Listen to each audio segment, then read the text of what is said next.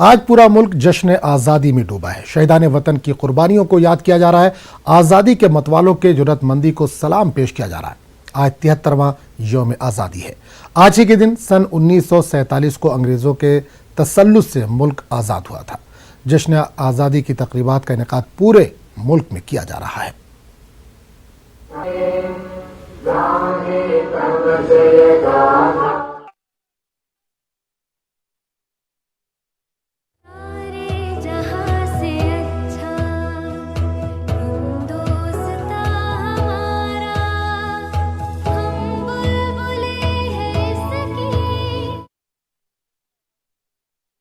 किले की फसील से खिताब किया। इन्होंने अपने खिताब में 370 की मनसूखी और तलाक़ सलासा समेत कई मसाइल पर बात की।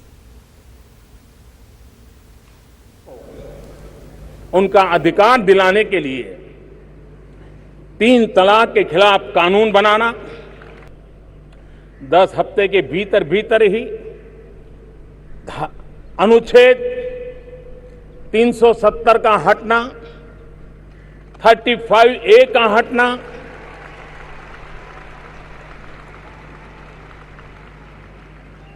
सरदार वल्लभ भाई पटेल के सपनों को साकार करने की दिशा में एक अहम कदम। हमारे किसान भाइयों बहनों को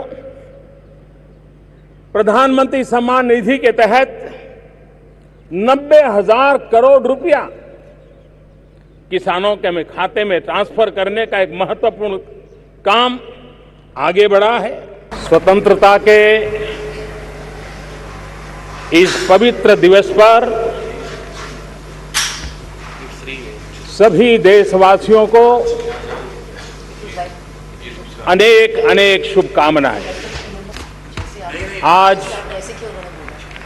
रक्षाबंधन का भी पर्व है। सदियों से चली आई ये परंपरा भाई बहन के प्यार को अभिव्यक्त करती है। मैं सभी देशवासियों को, सभी भाइयों बहनों को इस रक्षाबंधन के पावन पर्व पर